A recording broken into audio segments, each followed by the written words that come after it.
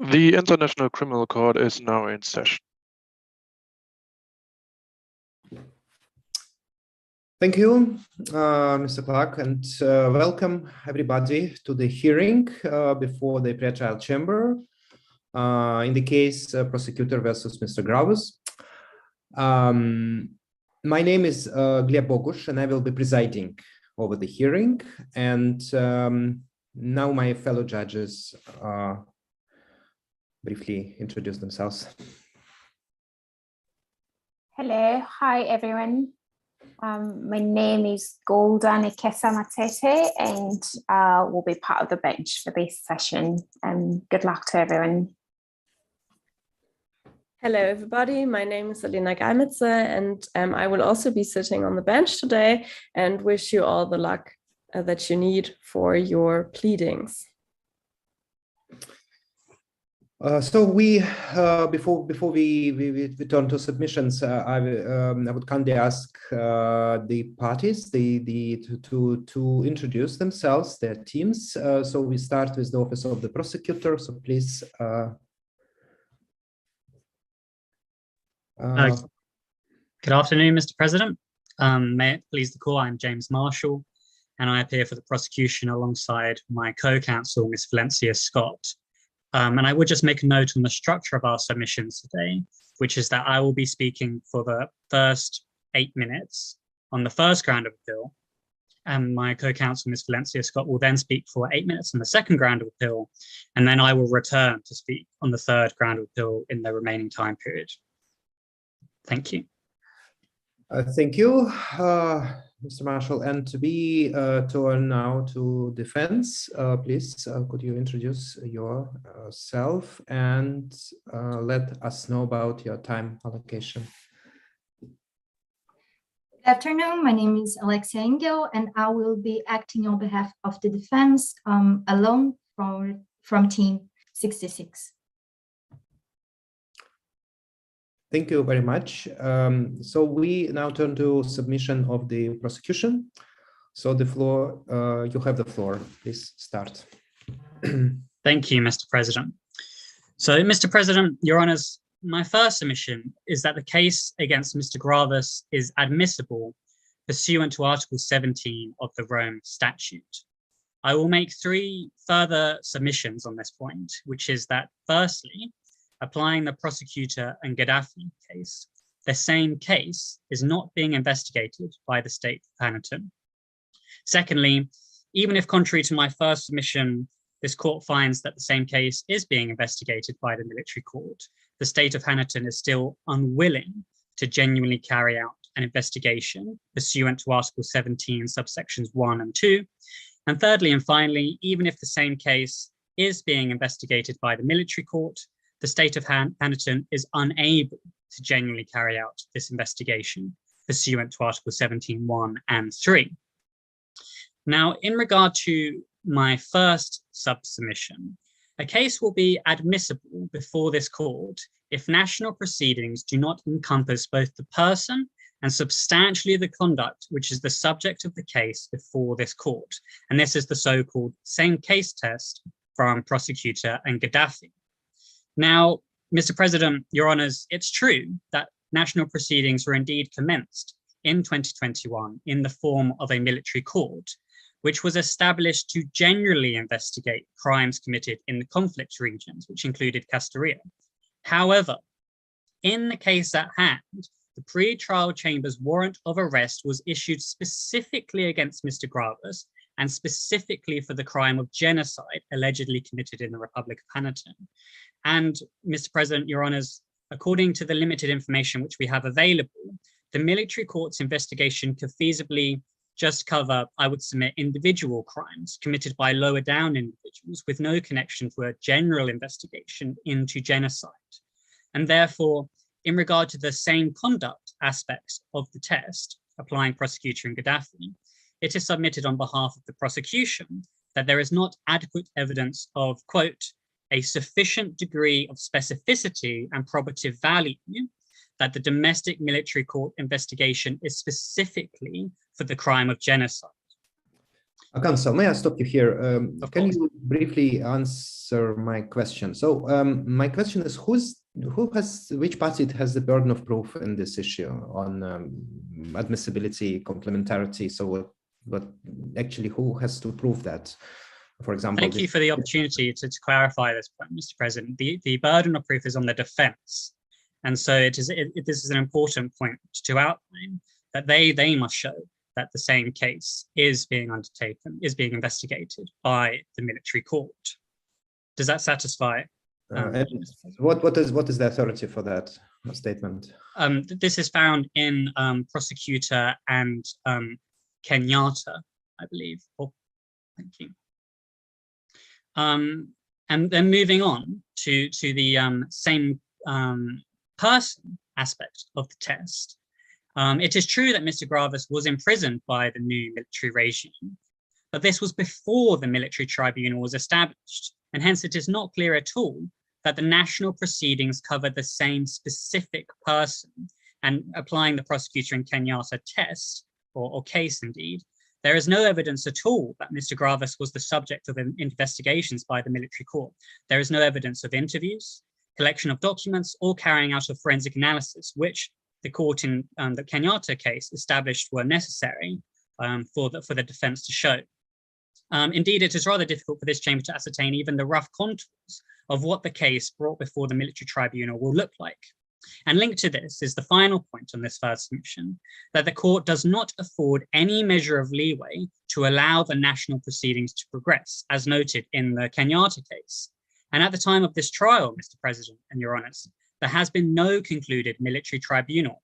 The investigations will supposedly be completed in August, but I would submit that just because there might be a trial in the future has no effect on the admissibility of the case before the ICC today, as there is no real evidence from the military court of a genuine investigation into the crime of genocide. My second submission is that even if this court does find, contrary to my first submission, that the same case is being investigated by the military court, the state of Honiton is unwilling to carry out an investigation, and this is pursuant to Article 17, subsection 1 and 2. Now, given that a number of high-ranking military officers have recommended Mr. Gravis's release, and the new leader of the government, General Hitch, is a military man, it is, I would submit, quite possible that there is pressure on General Hitch to not carry out investigations into Mr. Gravis.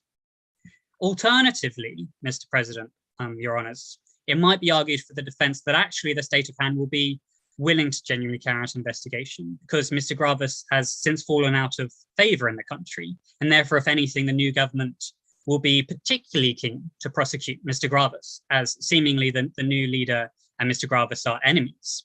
But I would submit that this argument must be rejected. The second subsection of Article 17 lays down certain factors to which the court should have regard in determining the state's willingness to investigate.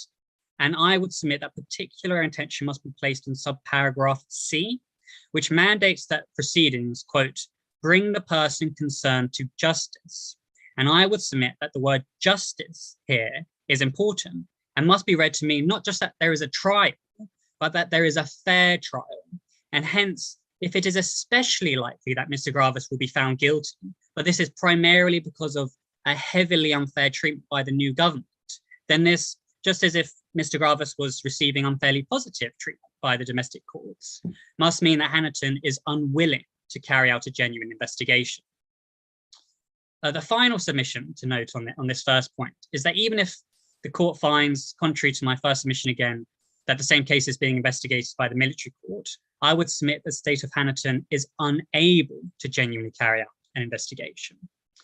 Pursuant to Article 17, subsection 3, the court is to consider whether, due to a substantial collapse or unavailability of its national judicial system, the state is unable to obtain the necessary evidence or testimony, or otherwise unable to carry out its proceedings. Now, although there is not specific evidence on the stability of the judiciary in this case, it is submitted on behalf of the prosecution that there could be a large risk faced by lawyers who act for members of the recently toppled regime. And this was a risk that was particularly emphasized in the Prosecutor and Gaddafi case. So I would submit that acting for Mr. Gravis might place a lawyer at risk of persecution by the new government led by General Hitch, who, as he is running a military regime, might be able to apply pressure on the judiciary. And therefore, this would mean that the judiciary would be unable to carry out its proceedings fairly and properly, and therefore that the state of Honiton would be unable to genuinely carry out an investigation. Now, this concludes the prosecution's first submission, and if the bench has no questions on this, then I will now ask you to refer to Ms. Valencia Scott, who will continue with the second submission for the prosecution. Thank you. Thank you, co-counsel. Mr. President, your honors, agents of the defense, I seek to make one submission to you today, and that is that the case against Mr. Gravis does indeed fall within the jurisdiction of the court pursuant to Article 19 of the Rome Statute. Now, under this singular submission, I would like to identify two main points of admissibility. First, that the court has both temporal jurisdiction and territorial jurisdiction pursuant to Article 19 of the Rome Statute. And secondly, that the court has subject matter jurisdiction. May I stop you here? Just stop the time as well. So I think we experienced some technical difficulties, at least with the image right now, and some of your words have been also a bit squeezed up. So can you check your connection probably? So to prevent further difficulties. Yes, thank you, Your Honor, for the time. Mm-hmm.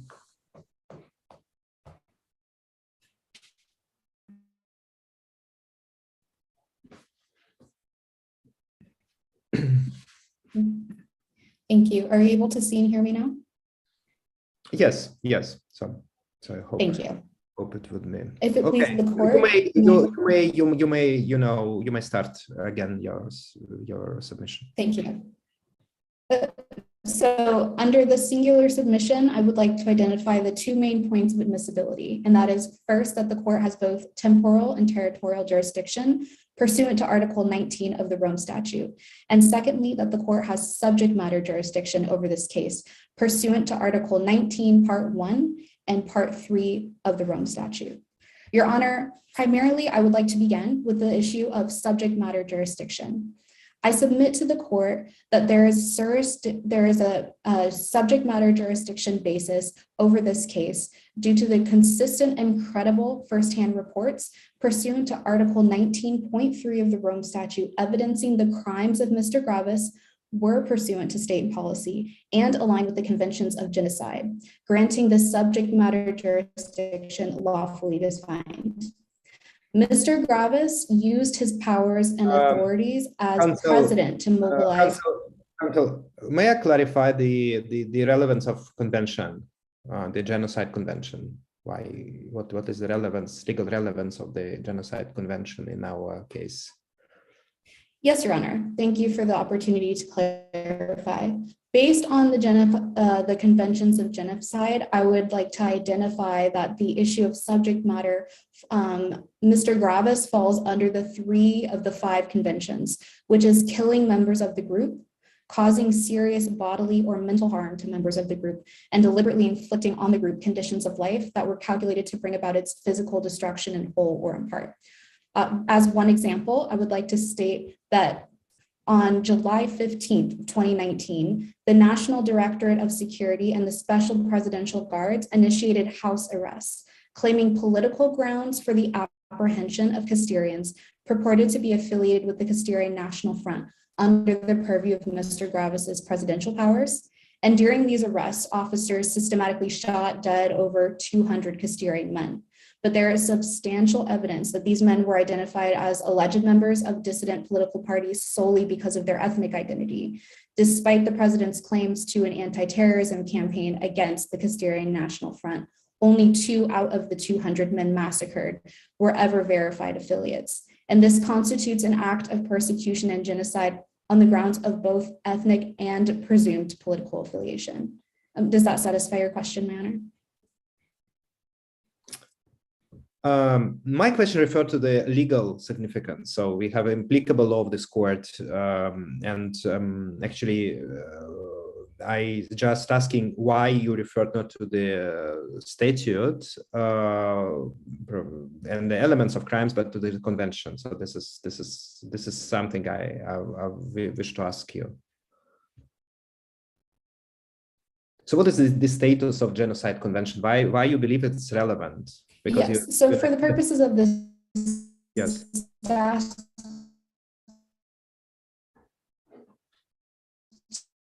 I think we again lost you for some time. So for the purposes of the statute, genocide would mean any of the following acts committed were done with the intent. Mm-hmm. Thank you, Your Honor. Are you able to hear me? Counsel, I think this thing is correct. So I suggest that you proceed with your argument. Yeah. So please proceed.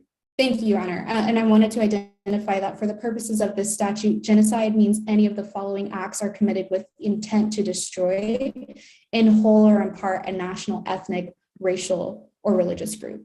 In an additional example, Mr. Gravis used his powers and authorities as president to mobilize national hate for the Castilian people under the guise of counterterrorism. For example, as president, he targeted the Castilian people for eradication on March 16th of 2019, when he appeared on national television invoking his presidential military powers, appearing in military uniform, and proceeded to state that all Castilians were cancer, and that their supporters were lying rats. So, Your Honors, we submit that Mr. Gravis can you provide the precise quote that Mr. Gravis called for elimination of all Castilians? Yes, Your Honor, because according to the conventions of genocide, the nature of intent is important. And with Mr. Gravis, he used his position as president and his military powers in order to mobilize and militarize the hate against the Castilian. By calling the Castilians cancer under the guise of an anti-terrorism campaign, he intentionally, targeted the Castilian people for eradication and created national directives that were aimed in whole to target Castilians identified as being part of the Castilian National Front. However, this also extended to women and children, people who would not plausibly be part of the Castilian National Front under his leadership. Thank you. I asked about the statements actually, not to the other facts. What is the relevance of the fact that Mr. Gravis had used the military uniform during his address? So what is the relevance of this fact? Because you mentioned that, so I'm asking what is the relevance to this case?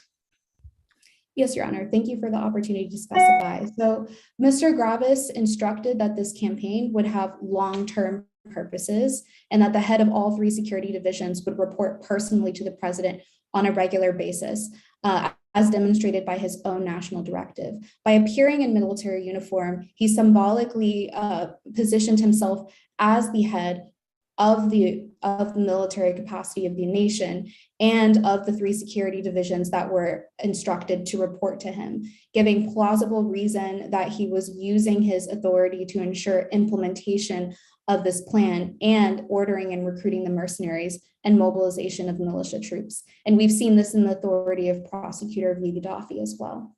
Does that satisfy your question, Your Honor? Okay, you may proceed. Thank you. Thank you. Lastly, I would like to submit to the court that between July 11th and August 30th, Mr. Gravis instructed that police forcefully close all businesses and blockade all routes to Casteria, which led to a severe famine in line with his own presidential directive, and stated that the police department should provide logistical support to all security forces on the ground. So Mr. Gravis leveraged the police to orchestrate a blockade-induced famine designed to starve and economically devastate the Castilian media accounts, which display the graphic images of innocent Castilian women and children laying dead in the street of starvation. In addition, there was a record of over 150 young Castilian women and girls aged as young as 13 who, in an attempt to flee violence, were actually captured by the police forces of Mr. Gravis and forced to perform labor, and were also systematically raped. Your Honor, surely these surviving women and children who survived horrific sexual abuse, physical abuse, and near starvation, in addition to the massacre of family members, are living examples of the serious bodily and mental harm pursuant to the conventions of genocide. And based on his positionality as president and the de facto leader of all military and police operations, Mr. Gravis's actions constitute a deliberate infliction of conditions calculated to bring about the physical destruction of the Castilian people in whole.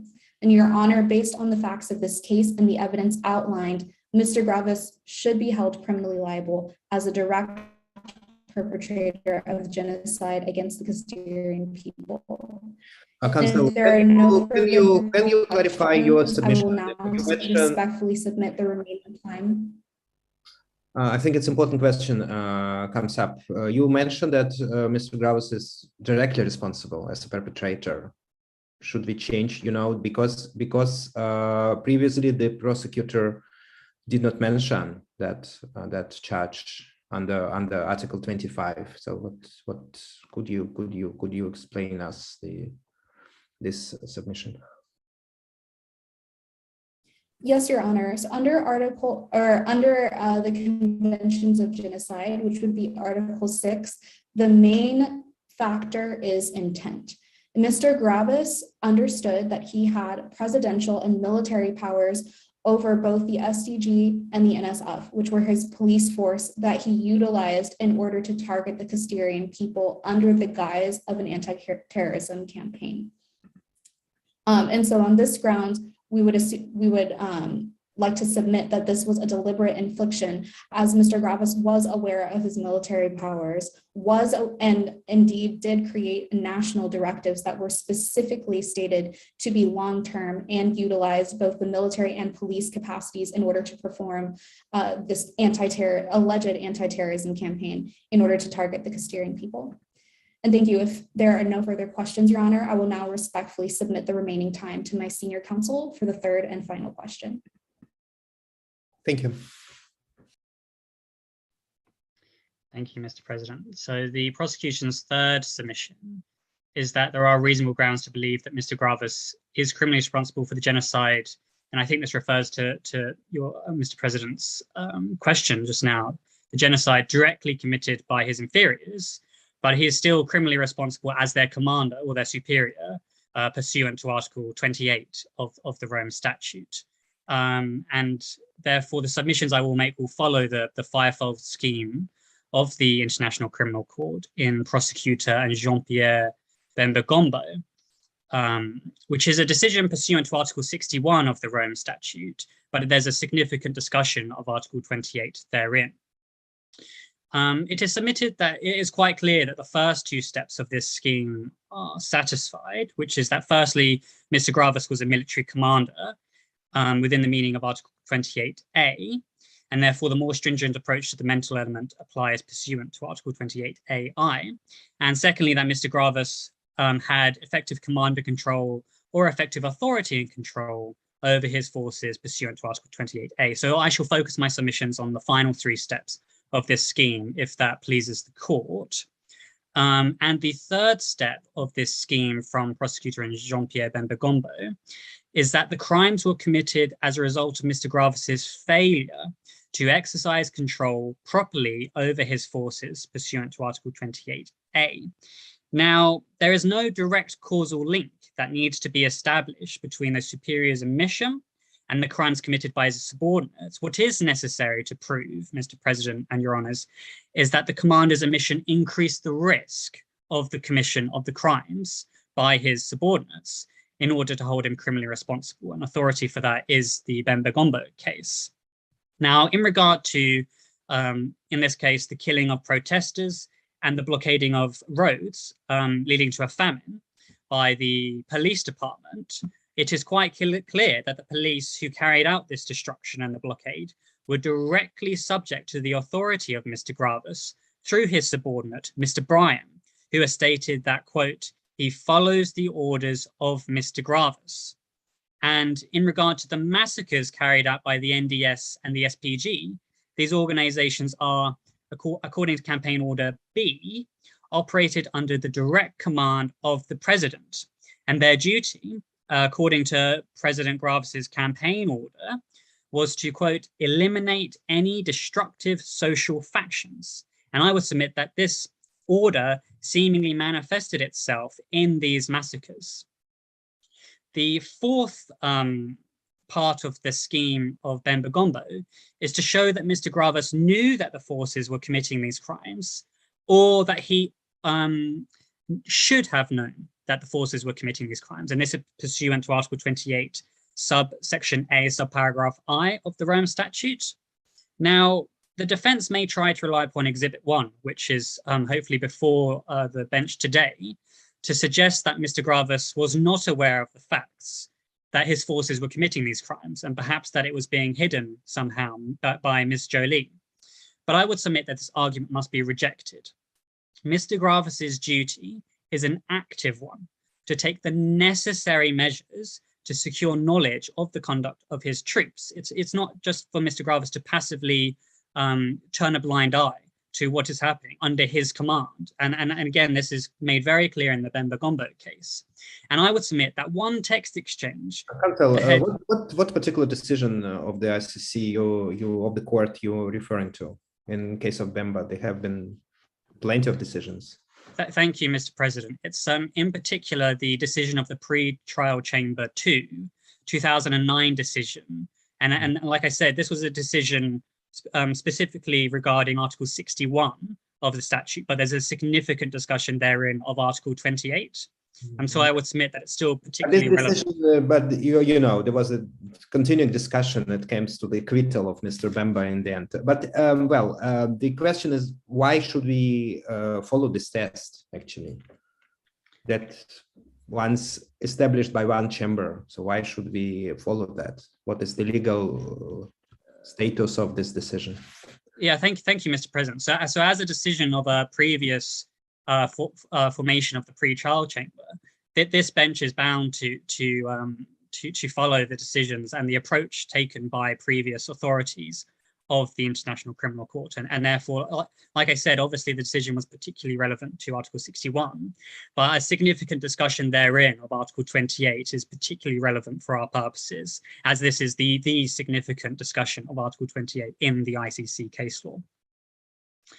And so continuing with my submissions, what hopefully I've shown to the bench is that this fourth step of the Bemba Gombo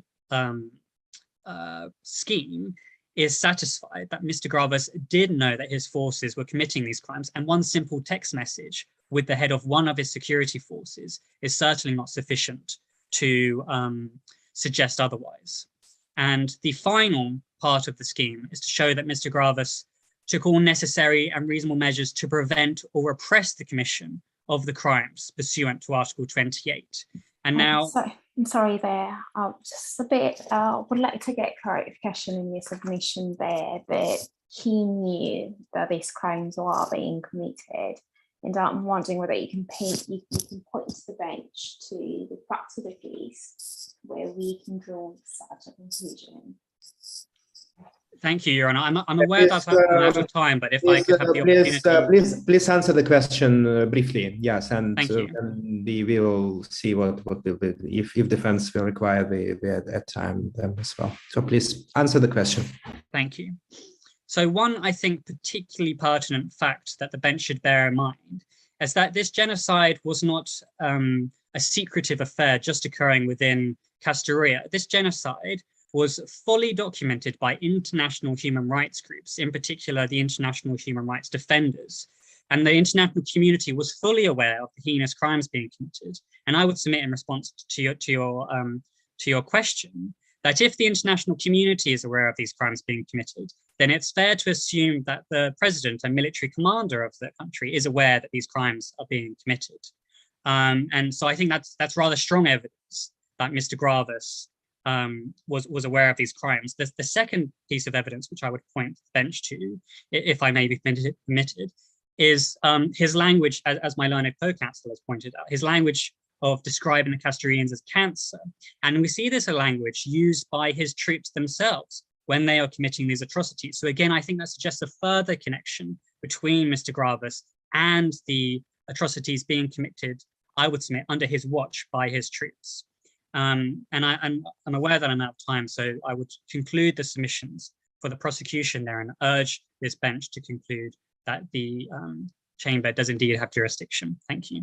Okay, thank you, counsel. So now we turn to the submission of defense. So the court invites the counsel for defense to present the arguments. Please, you have the floor. Good afternoon. Good afternoon, Mr. President, Your Honors, and may it please the court. My name is Alexia Engel, and I will be acting on behalf of the defense, and the defense submits 3 claims. First, that the present case is not admissible. Second, that the court does not have jurisdiction over the case. And thirdly, that Mr. Gravis is not criminally responsible for the crime of genocide. Starting then with admissibility, I will prove that the case against Mr. Gravis violates the principle of complementarity. Your Honors, pursuant to Article 17, in the situations in which the state has already begun the investigations of a case referred to the court, there is a barrier to admissibility. This is something that was brought by the prosecution, but now I'm going to show you that according to the case facts, paragraph 18, a military court was established on December 10, 2021 to investigate all possible crimes committed in the Hanatum region, including the events that took place in Kastyria since November 3, 2015. However, I will begin to analyze if the investigations cover the same individual and substantially conduct test, which was also brought by the prosecution. But in the present case, the court issued a warrant of arrest and surrender against Mr. Gravis for the crime of genocide allegedly committed in the Republic of Hanatum between March 2019 and September 2021, according to the case facts, paragraph 2. But the military court investigations involve all the facts that happened since November 2015 and 15. So by a logical process, the alleged crime of genocide committed from 2019 to 2021 will also be the subject of investigation by the state. So in what concerns the investigation of the same person, then, Mr. Gravis was arrested by the state as one of the people. May I stop you here? It seems that you're talking about timing since the warrant of arrest, but we have much longer history of I would say alarm of the crimes committed in this country, starting from the referral by the Security Council to the ICC. So it seems to be quite long time in investigation and even establishment of the judicial organ to prosecute these crimes. Can you address that? Yes, Your Honor. Basically, the fact that there is an investigation in the Republic of Hanatum, which covers the long history of Mr. Gravis's historical as a president of Hanatum, and the fact that he was arrested by the current government, who is the one who removed the defendant from its position of power, it is logical that he's going to investigate the things that Mr. Gravis was allegedly involved in. And this is something, I don't know if this answers your question and I can proceed. Okay, Thank you. This is something that the prosecution says, that Hanatum is unwilling and unable to prosecute Mr. Gravis, but also, as I said, the current president is the one who removed the defendant from his position of power, who established the court to investigate the trial and to trial him, and who arrested Mr. Gravis. So this is evidence that he has no interest in allowing a biased trial in favor of the defendant. Also, this court should not rule before the end of the trial, before having 2 rounds to assess if the court was partial, for example, and not only a mere speculation. And this is something that is still happening. The investigations of the case are still pending and are expected to be concluded in August 2022, next month, according to the case facts, paragraph 18. And in the sense, the defense maintains that the ICC does not have a necessary basis to decide whether or not it should act in this case, given its complementary character. So we don't have, for example, a proof of the Article 17 1B,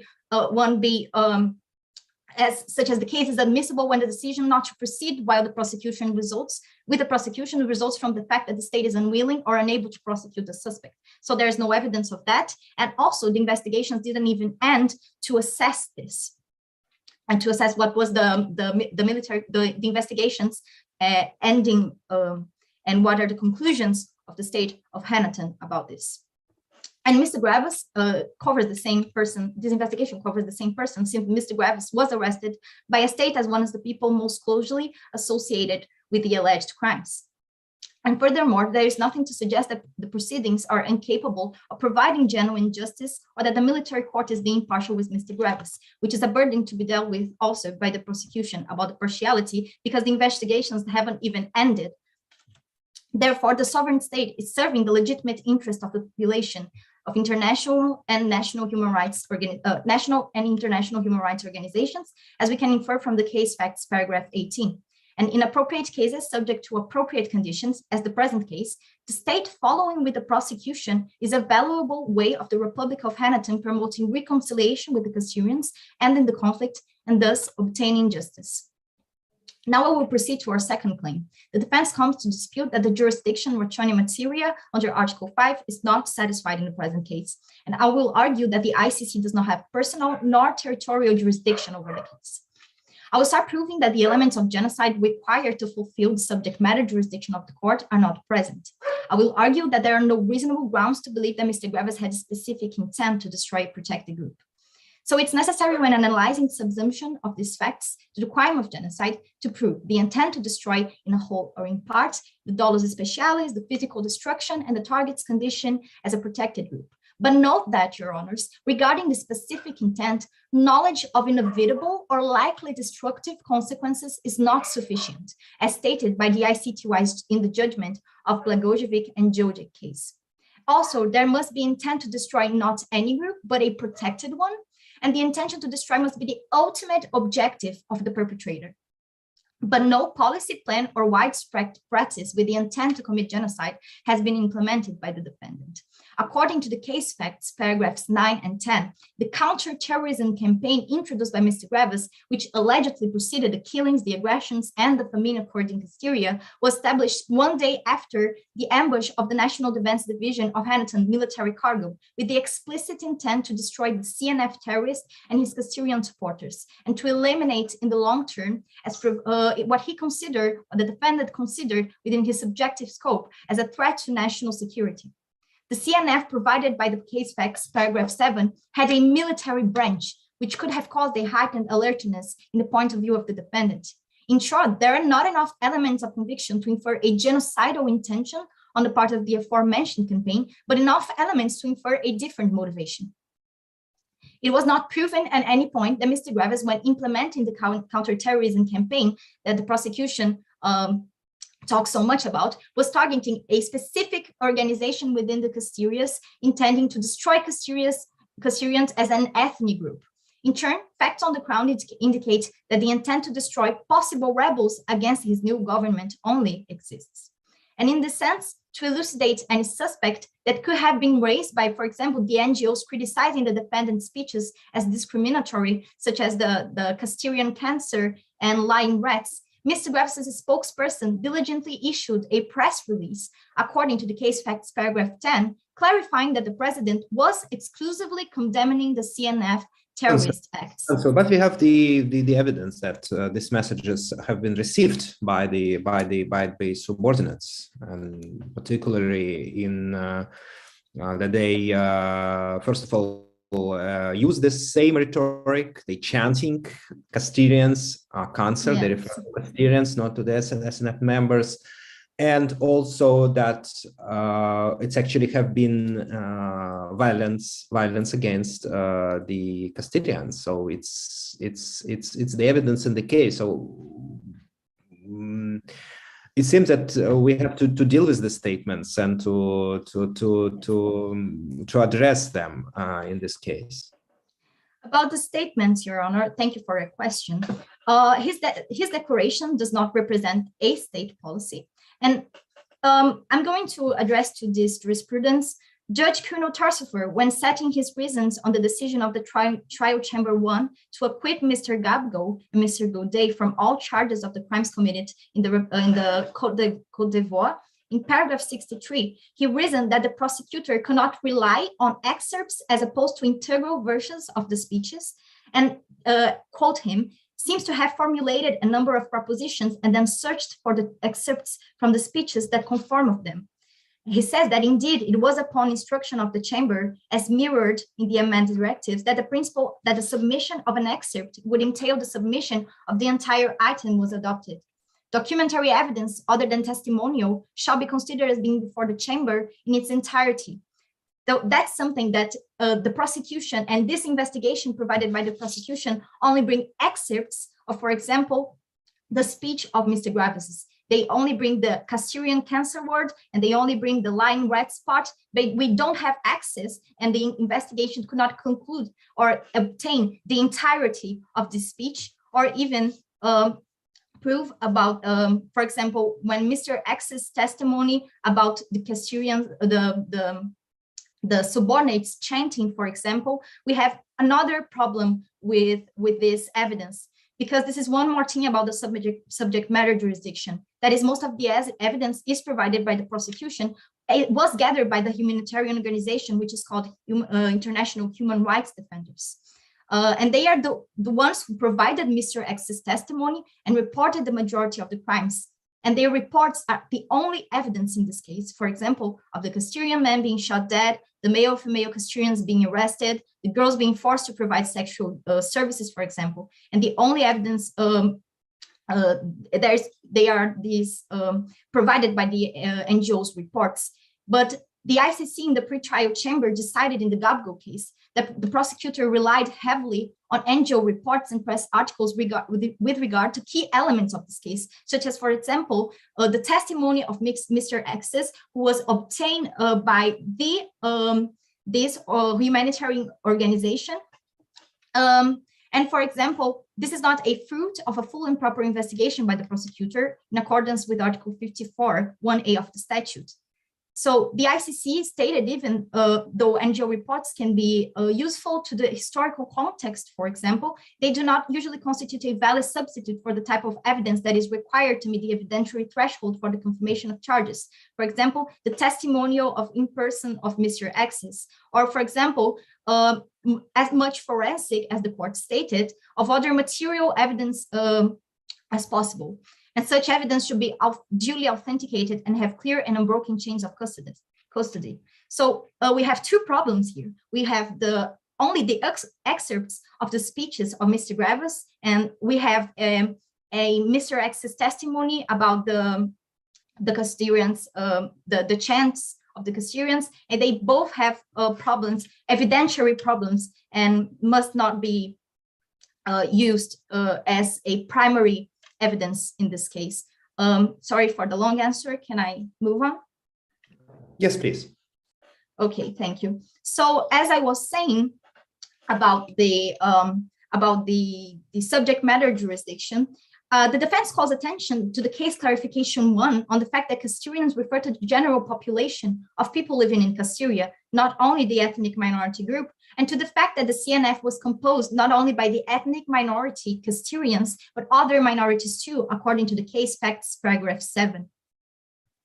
Also, I will address the exercise of jurisdiction over the territory and over nationals of a state neither party to the statute nor consenting to the ICC's jurisdiction, which is the case of Mr. Graves and the Republic of Haiti. I will prove that the trial of this case before the ICC constitutes a violation on the ban on retroactive application of criminal law, which is recognized in all major human rights instruments. Articles 22 and 23 of the statute indicate the court's adherence to the principle of legality. We have an Article 13b situation of referral here. But the appeals chamber of this court has stated before in the Kushaib case that for a conduct that takes place on the territory of a state that is not a party to the statute, this court should satisfy itself that a reasonable person could have expected at the moment in time to find him or herself faced with the crimes charged. I have already proven that Mr. Graves' conduct cannot be classified as genocide due to the lack of specific intent, and that the evidence shows that his major intent was the commission, was not the commission of genocide, but the containment of the terrorist acts by the CNF. And I will address later to the fact that Mr. Graves was unaware of the commission of the crimes by his subordinates, so the defendant could not have reasonably expected to be charged for genocide by the International Criminal Court. And in addition to the matter of legality, The exercise of jurisdiction over states that are not parties to the statute is justified by Chapter 7 of the UN Charter in situations which constitute a threat to international peace and security, pursuant to Article 39. And for example, al-Bashir was still president of Sudan, a non-state party, at the time of the warrant of his arrest by the ICC. And the UN Security Council, when referring to the situation to the ICC, stated that the situation in Sudan continues to constitute a threat to international peace and security. Additionally, Gaddafi was also still head of state, and a civil war in Libya, which is also a non-state party or non-party state, was still happening at the time of the UN Security Council referral. But the case against Mr. Graves does not represent a current threat to international peace and security. According to the case facts, paragraph 17. Sorry, Counsel. Yes, just Your to Honor. clarify, are you challenging the referral itself? No. Doing your submissions properly. Thank you, Your Honor. Challenging the referral in the Chapter 7. Not exactly, because the referral was right after the facts happened. So there was still, for example, we didn't have, for example, this investigation that we know that is going on, and we have the disposition of the current government to submit Mr. Graves to prosecution, and that there is the fact that these investigations are happening there. So the fact is that currently the investigations were valuable. The referral was valuable because they investigated the state of Hanaton, what was going on in Hanaton. But the conclusion is that now, for the confirming of the charges before the ICC, there are not more reasonable threats to international peace and security enough for the ICC to judge this case. And for example, in being a non-state party. It's interesting line of thought, but actually, can you provide any authority for that? Because it seems to be completely new argument that we have to deal with the situations emanated from the Security Council referral, somehow different from other cases. So we have our standards, we have our jurisdiction, admissibility.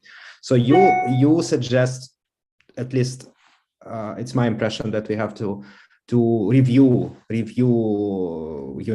the reasons for referral, not the particular case, which actually we deal with the situation a long time ago, the crimes committed many years ago. So can you please provide us with your authority? Yes, I can provide you with specific jurisdiction about this, because the only cases and the most biggest cases that the ICC has judged in the exercise of jurisdiction over parties that are over states that are not parties to the statute and either consented to the statute were, for example, Sudan with the al-Bashir case and Gaddafi, which are completely different cases from the case of Mr. Graves. And the arguments here, then, it's actually a new argument that the defense brings to sustain that the case should not be, does not fall with, actually violates the territorial and personal jurisdiction of Hanaton, because it's not a state to the party. They did not consent to the Rome statute, and it's not a current international threat enough for the court to judge a state or a person that was not a party to this statute. Can I proceed? Yes, please. Thank you. So, Your Honors, now I will move on to the law submission that Mr. Graves is not criminally responsible for the crime of genocide. The defense does not dispute that Mr. Graves acted as a military commander to the NDS forces and as a superior to the SPG forces and the police forces, but there are other elements that must be proven in order to hold a superior criminally responsible for the crimes committed by a subordinate. I will work with the criteria from Article 28 of the Rome Statute for both military and non-military commanders, but we should know that these criteria are cumulative. So all of the prerequisites for superior responsibility must be proven by the prosecution to be met in Mr. Graves' case. But this, however, does not happen, as I will argue now. In the first place, Mr. Graves did not have actual knowledge of the commission of crimes by his subordinates. The criteria of actual knowledge must not be presumed, as it was confirmed by the ICTY Skordik and Surzik case. Mr. Graves was informed on July 16 of 2019 of conditions about the acts in Al-Zawahiri only through news and reports by text messages from Mrs. Jolie, who said that the situation was under control and that the civilians were being released when the soldiers arrested them by mistake, as we can see in Exhibit 1. But the crimes committed there were not mentioned to Mr. Graves, not by a written report or by telephone conversation, as far as we know about the prosecution's investigation and the evidence that they brought here. His subordinates failed to let him know about the veracity of acts committed by the NDS on the 9th of July 15, 2019. Mrs. Jolie reported to Mr. Graves on July 16, which did not give time to Mr. Graves to know about the commission of crimes. The direct and circumstantial evidence that are parts of the mens rea requirement include factors that need to be considered in this case, for example, such as the time in which the prohibited acts took place, citing the examples of ICTY's Lilac and Blasky case. But in this case, the time of the occurrence of the acts is a factor to be assessed in order to establish that the requirement of having actual knowledge, and since Mr. Graves was not informed about the occurrence and that Mrs. Jolie reported him hiding important factors about the facts, one day after the commission of the crimes, reasonable grounds to believe that Mr. Graves meet the standard of actual knowledge cannot be established. Also, Mr. Graves took the necessary measures that the standard of should have known requests, such as the active duty on the part of the superior to take the necessary steps to ensure knowledge of the conduct held by the ICTY Blasky case. Since Mr. Graves was in contact with the head of the NDS and asked her about the operations, but received bad information about it. Furthermore, Mr. Graves did not consciously disregard the knowledge of the commission of crimes. Sorry, Counsel, can you just repeat your last submission on his actual knowledge? I think I just missed a bit. Okay, actual knowledge? Yeah. Okay. So, basically, the actual knowledge cannot be assessed. We don't have evidence that he had knowledge that the crimes were happening and that people were being arrested by mistake and actually not being released, but being shot in the head, which is something that must be presumed when you're assessing the responsibility of Mr. Graves here. So we have evidence that there was no clear information being reported to him.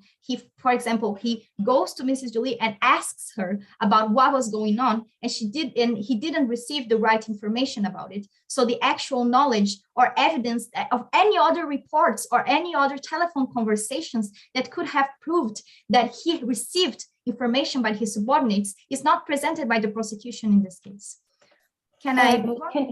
Sorry. Could you respond to the prosecution's submissions, because they argued that Mr. Graves' text exchange with Ms. Jolie in itself is not enough. They argued that he didn't take efforts to secure information or secure reports from the other military heads that were his subordinates. So is it enough to wait for a commander in such a position to wait to hear from the military, from his subordinates, or is he required to text it to secure information on what's happening? Okay, thank you for your question, Your Honor. As I said before, Mr. Graves was in contact with the head on the NDS and asked her about the operations. But also, according, for example, to the Bamba case appeals decision, it is not the case that a commander must take each and every possible measure at his or her disposal to be able to know the facts. Despite the link between the material ability of a commander to take measures, which is directly connected to his or her level of authority, as the prosecution says that the commander has the active duty, and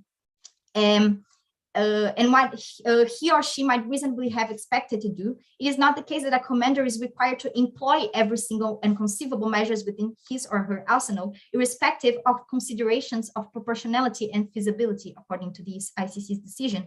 And Article 28 only requires commanders to do what is necessary and reasonable under the circumstances. And what was the circumstances in Mr. Graves' case is that he didn't have access to clear information, and the prosecution didn't bring evidence that he had access to this information. And this must be this knowledge must not be presumed.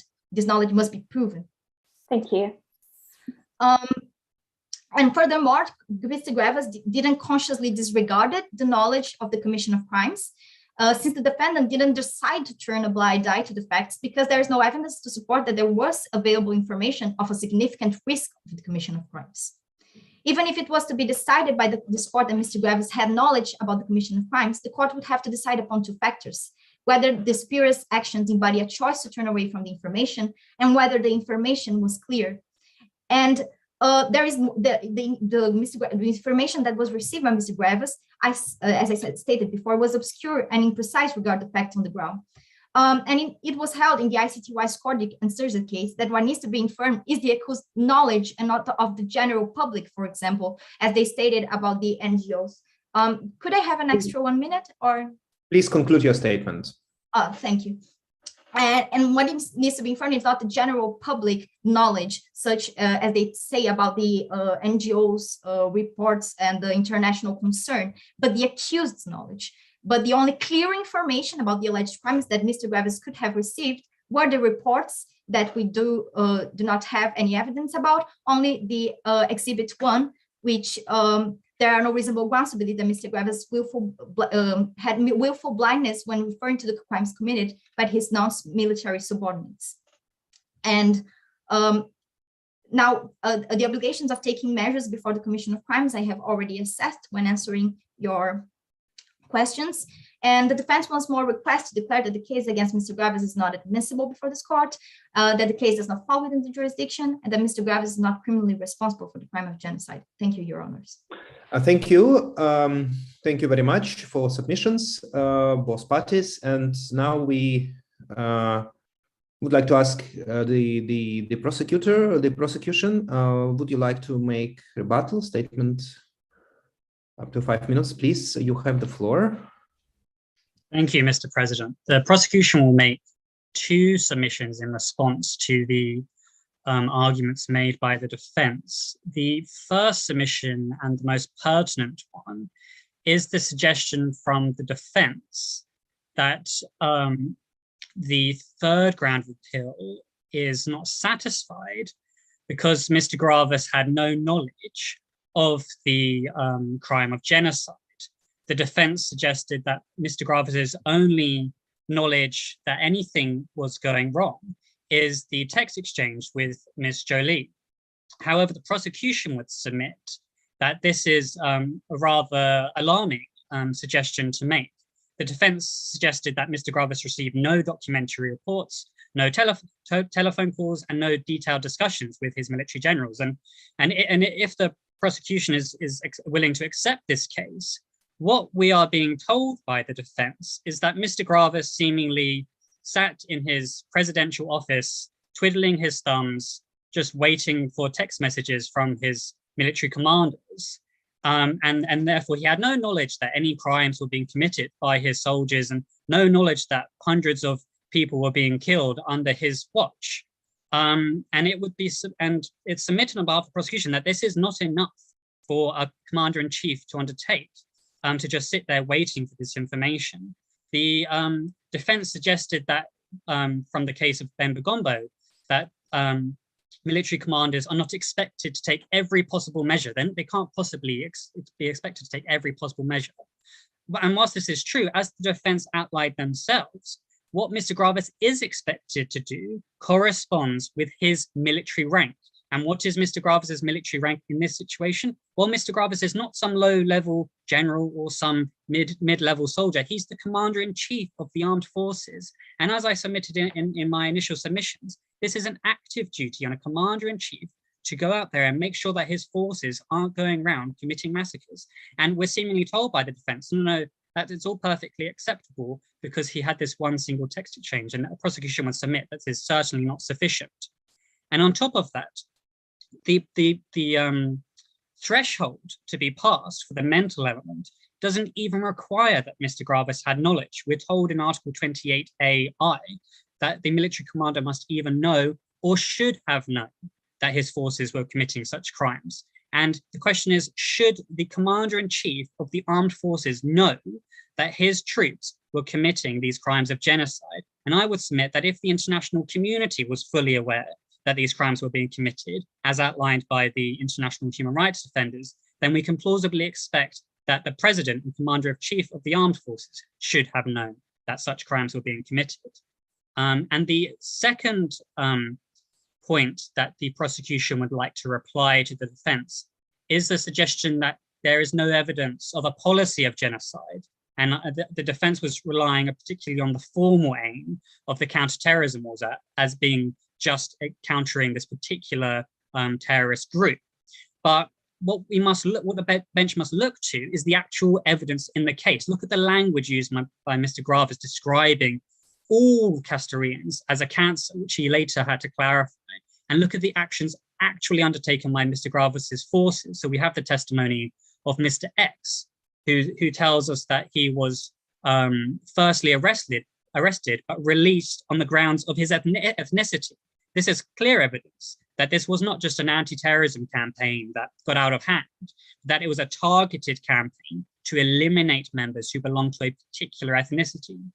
And insofar as the Defense Counsel challenged the usefulness of this evidence, the Learned Counsel was correct to note that this is potentially the only useful evidence that we have. There is no evidence pointing the other way. So insofar as this evidence is limited in the number of testimonies potentially that we have, that this is the only evidence we have. And I think one final point that the bench should certainly take into account is that all we have to show this court to have jurisdiction is that there are reasonable grounds to believe that this falls within the court's jurisdiction. It is not for the prosecution. We are not proving today that Mr. Graves is guilty of these crimes. We are just showing that there's a reasonable chance that this falls within the jurisdiction of the court. And therefore, I would urge the bench to declare that it does indeed have jurisdiction to have to hear this case. Thank you, and that concludes the rebuttal for the prosecution. Thank you very much, counsel. So defense, would you like to respond? Sorry, rebuttal, please. You have the floor.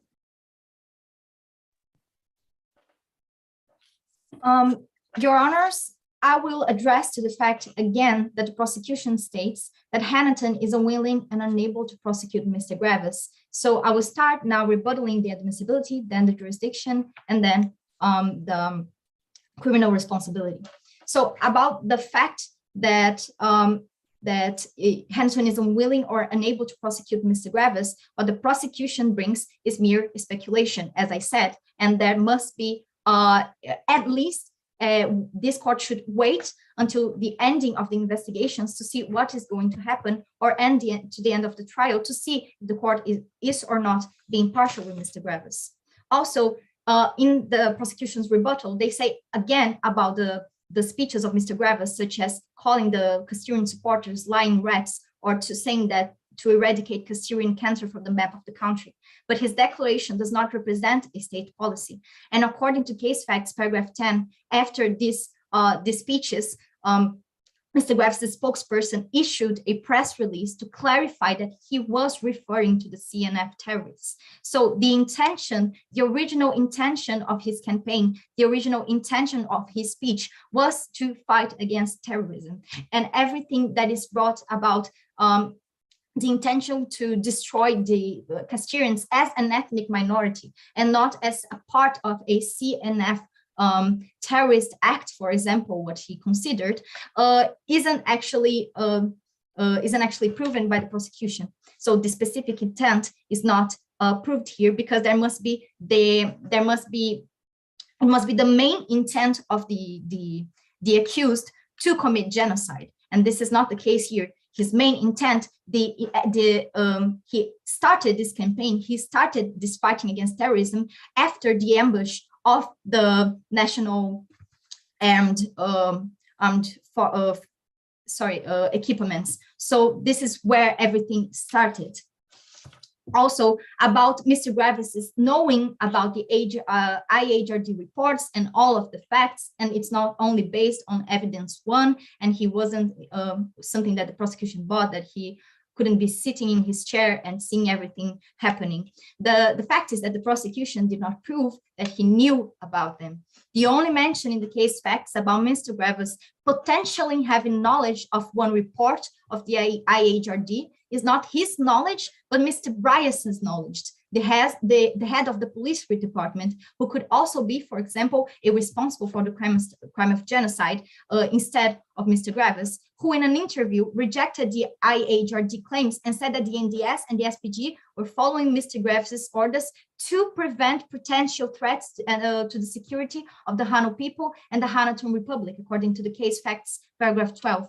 But his statement was about the 9th of July 15, and we have Exhibit 1 proving that Mr. Graves was not aware about the arbitrary killings and had received a very different information. Also about the HRD reports, even if this court considers the case admissible, even if the court considers that Mr. Graves should have reasonably expected that the troops were committing such acts were not proven materially as enough evidence to accept the confirmation of the charges by this court, as it was stated by the ICC itself, as I already said. In this decision, which the ICC stated that the NGO's reports are not enough for the confirmation of the charges, the ICC pre-trial chamber assessed given the prosecution more time to investigate and didn't confirm the charges there because it was not enough. Also, to end these rebuttals, I will also the prosecution said that pointed out to Mr. X's testimony, but the appeals chamber of this court stated in the Mbashuriyama case that the prosecutor's reliance on documentary or summary evidence in lieu of in-person testimony limits the pretrial chamber ability to evaluate the credibility of the witness, and therefore any such evaluation will be necessarily be presumptive. Thank you, Your Honors. This is it. Thank you, counsel. So we are now adjourning for deliberation. So again, thank everybody. And as soon as we reach the our decision, we will be back to you. Dear judges, dear team members, I will now move you to the deliberation room and later to the breakout rooms. As soon as the judges have found the verdict, I will inform you. Thank you very much.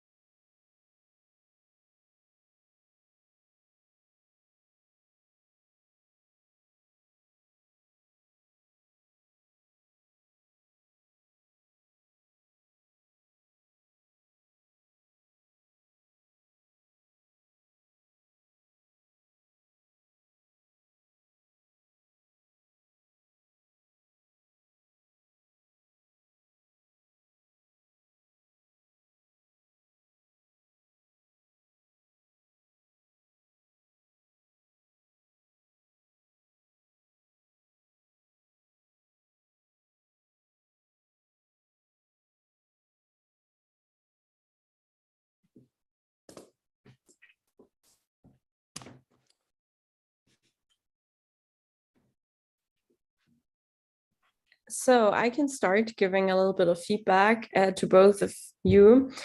I would like to focus on the rhetoric, things that you could maybe improve for future pleadings or just your future in general.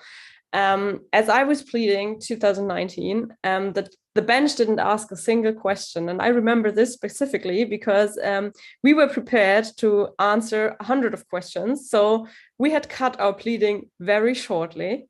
And so we were confronted with the situation that we had to lengthen it again because we were noticing that we had a lot of time. So we were all speaking very slowly. And I remember this specifically because the other team was speaking very, very quickly. And the judge afterwards said that this is very important to speak slowly to get every information to the judge. And that when he was pleading, he would always look out for speaking at a reasonable pace. And this is something that I would like to give to you, because no matter how good your legal argumentation is, or no matter how good you know the facts of the case, sometimes it's better to say less at a reasonable pace, because we do not have your pleading in front of us and can read along the lines and follow what you are saying, but we have to listen and we have to understand. And it's better sometimes to put your arguments in simple words, in simple sentences, and perform at a reasonable pace and take some breaks and underline what you are saying, because this will help the persuasiveness. This is simply something, I know that it feels like you've done so much research, you've done so much work, you know so much maybe about all this topic, you know the case, but it will help the argument in the end. So try to remember this, that pace is, I myself tend to talk a little quickly sometimes when I'm into something, but this does not help the argumentation, especially if you are talking about very complex matters, about legal issues that are not everyday business. So maybe you could all work on that, because sometimes you seem to be stressed, even if you are not. And the bench thinks, oh, well, she's running out of time or he's running out of time. There must be some issues in timing. And maybe it's not even that, but just that you talk so quickly that we get the impression that you are being a little stressed out from everything. So that is something you can work on for all the presentations you are giving, not just in front of court, but also every oral presentation will live by that. So this is what I would like to give on feedback on both teams, just generally.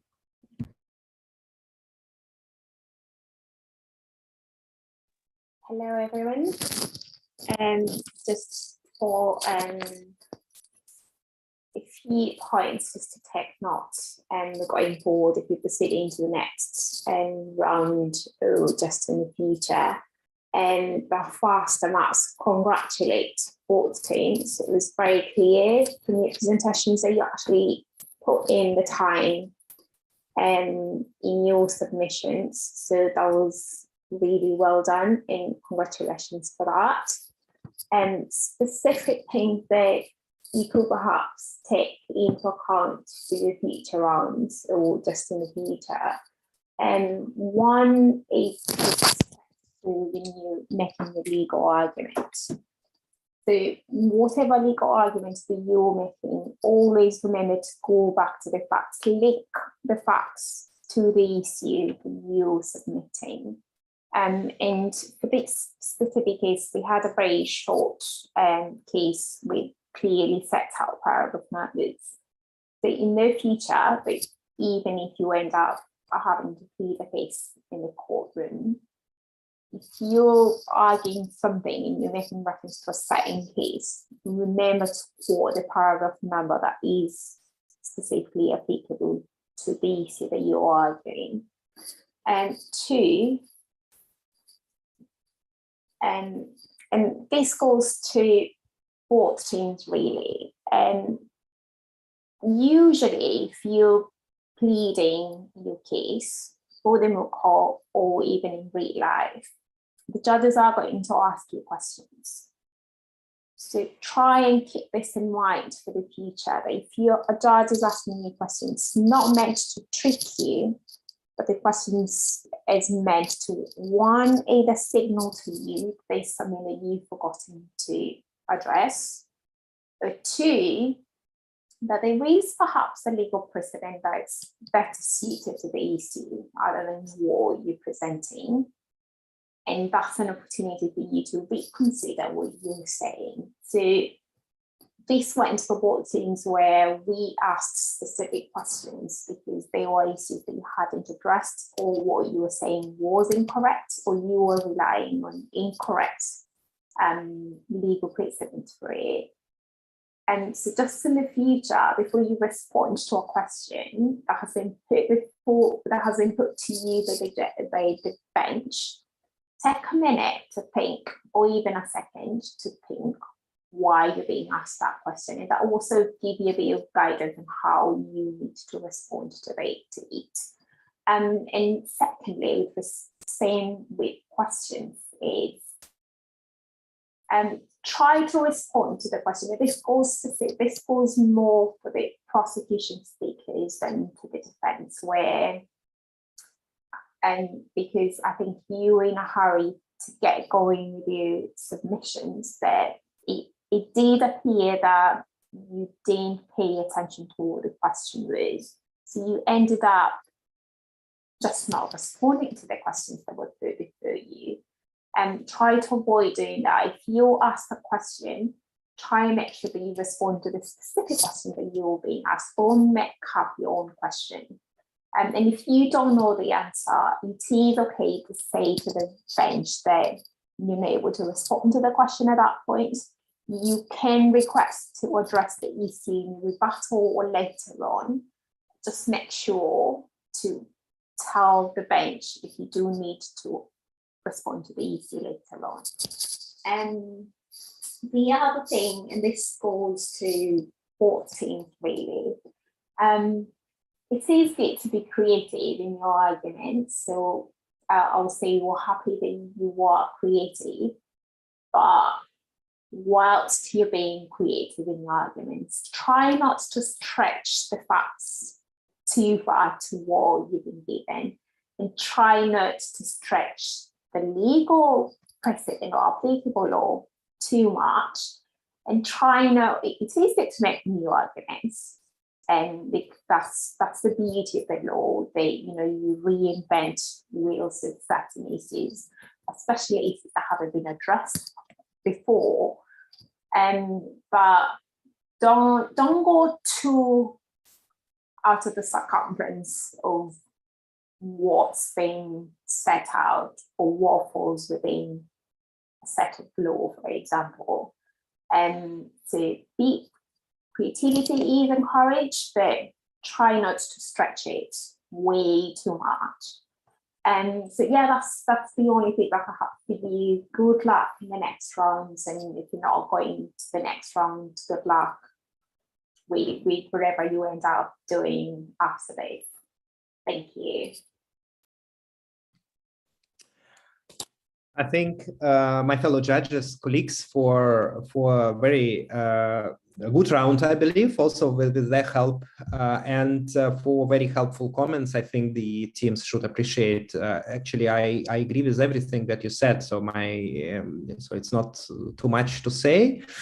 Just from me personally, I would like to point out two things which my colleagues already said. First concerns the I think it's a common issue for both teams for answering questions. Of course, it's very important also for to persuade the judge that you are actually prepared, and that you know your case, and you have to convince the judge that you're better. It's very important to answer questions. So it's again, it makes sense to take a breath a little bit, to think, to ensure that to make sure that you understood question.